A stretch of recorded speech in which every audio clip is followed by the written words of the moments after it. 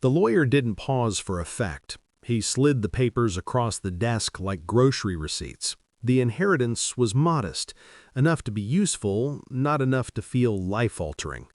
I had already decided how quickly I would move on from the meeting when he cleared his throat and added the condition. 5 sealed letters, hand-delivered, no exceptions. If I mailed them, forfeiture. If I opened them, forfeiture.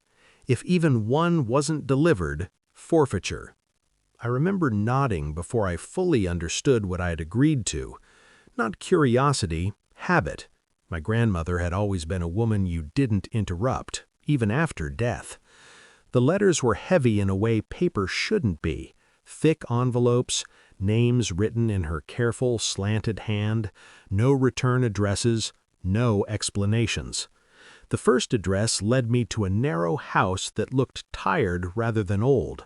The man who opened the door was polite but guarded. When I said my grandmother's name, his posture changed, like someone adjusting after a long drive. He took the letter, didn't invite me in, said, "I wondered when she'd finally send this," then closed the door. I sat in my car longer than necessary. Whatever I had imagined, closure, gratitude, confrontation, none of it happened. I was just a courier to something that had been waiting years without me. The second letter took me farther out of town, to an office building that smelled like disinfectant and patience. The woman who received it was professional, distant. She didn't ask how I knew my grandmother. She didn't ask anything. She opened the envelope in front of me. Her eyes didn't fill, her hands didn't shake. She just exhaled once and said, "So she remembered." I waited, unsure what role I was meant to play. "She chose a different life," the woman said, more to the room than to me. "That choice cost me mine. I'm not angry anymore, but I'm glad she wrote it down." I left understanding something for the first time. These letters weren't meant to repair damage. They were meant to name it. By the third letter, the inheritance barely crossed my mind. I told myself I was finishing out of respect. That wasn't true. I was finishing because I needed to know what kind of person my grandmother had been when I wasn't watching. The third recipient was older than I expected. He listened silently as I explained why I was there. When I handed him the envelope, he looked at it for a long time, then pushed it back toward me. "No," he said calmly. "Some things stay closed." I didn't argue. I nodded, embarrassed by my own relief. Back in my car, I stared at the envelope on the passenger seat. The condition was clear. Undelivered meant forfeiture. I could already hear the lawyer's voice. For the first time, I considered stopping. The fourth letter made stopping impossible. The address belonged to a facility with rules, security, forms I hadn't anticipated. I was dismissed quickly, efficiently, the kind of dismissal that doesn't feel personal because it's routine. I stood there, holding the envelope, suddenly very aware of how small this errand looked from the outside.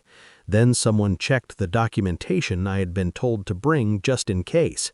There was a pause, a phone call. Another person joined the conversation.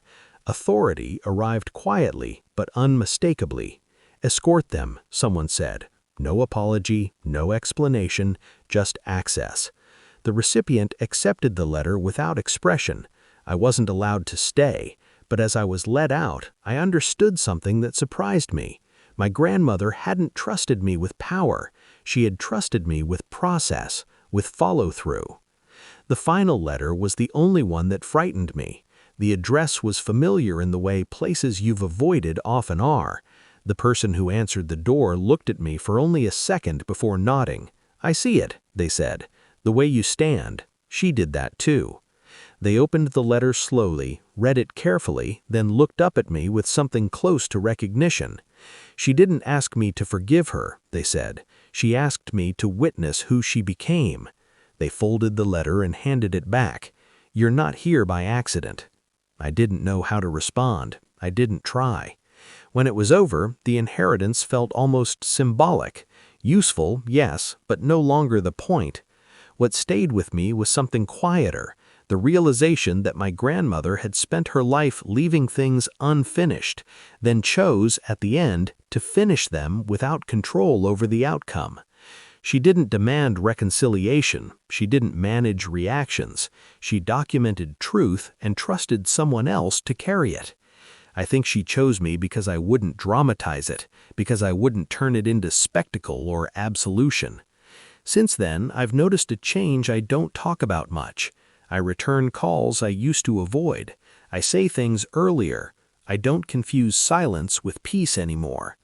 There was no moment of triumph, no speech, no feeling of being chosen, just a steady understanding that purpose isn't discovered, it's inherited, one obligation at a time, and proven by whether you deliver what isn't comfortable to carry.